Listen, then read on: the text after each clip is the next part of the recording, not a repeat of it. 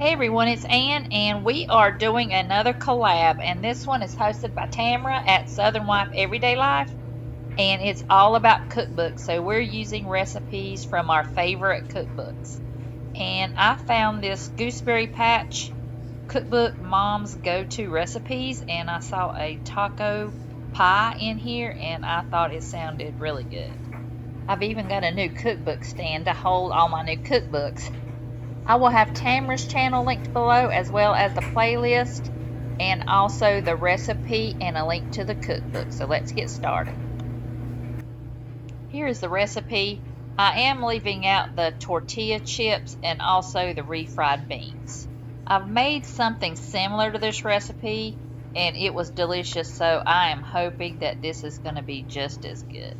Okay, the recipe says to brown the ground beef with onions. I have a pound of ground beef here, and it has a half an onion, and I'm going to use the other half on as the topping when it gets done. So I'm just going to let this brown, and then we're going to drain and put in water and taco seasoning.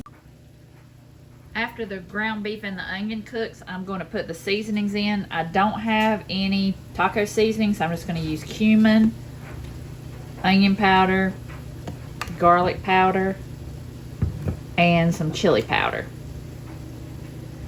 And also, while that's cooking, I'm going to go ahead and unroll the crescent rolls and put them in the baking dish.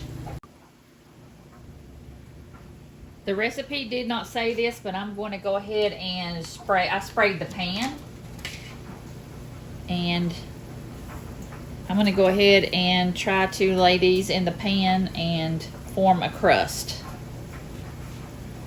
I did a similar recipe like this before, and it was so good, but this was the only thing, was getting this in the bottom of a pan to look like a pie crust. So let's see how I do here.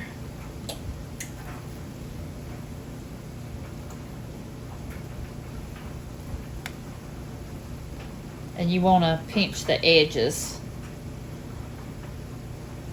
It would probably be easier to get a crescent sheet, but I didn't have that.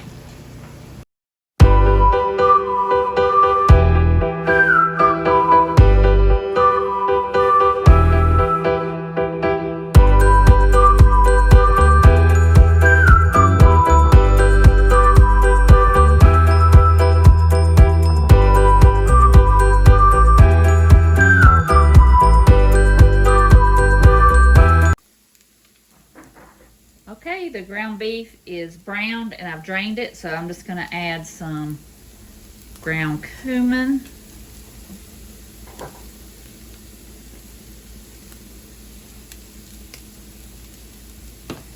I'm going to go ahead and add some chili powder. That's basically what taco seasoning is anyway, so gives me a reason to use up my spices. Some garlic powder, some onion powder, and it says to use water. I'm going to go ahead and instead of water, I'm going to add some salsa. I'm just going to add half the jar because I'll use the rest of it with dinner. This is a cherry tomato and corn salsa. It's my last jar that I canned, and I'll have to make some more this year. I still might add a little bit of water, but not much. Okay, I'm going to spoon the beef mixture into the crust. I did add a little bit of water, just like maybe 2 tablespoons. This is another way where I'm going to differ from the recipe. It says for me to put sour cream over it and then cheese and then bake it. I'm going to put that on there after it's done. So I'm going to go ahead and put this in a 350-degree oven for about 20 minutes. The one that I made similar, after I put all the toppings on, it was hard to cut it after that. So I'm going to go ahead and cut this into slices before I put the toppings on.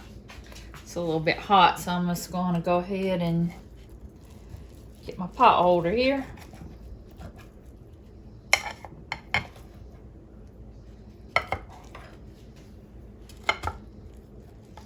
I wish you could smell it. It smells so good.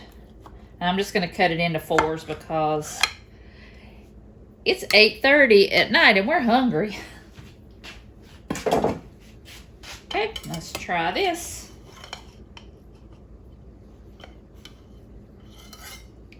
I think next time, or if you make this, try putting it in a square pan because it's a little bit easier to get out.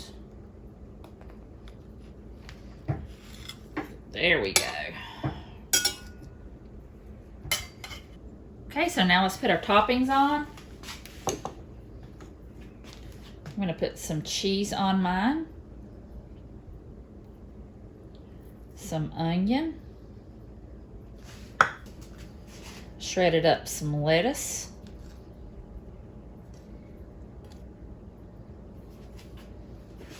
pour my salsa on top,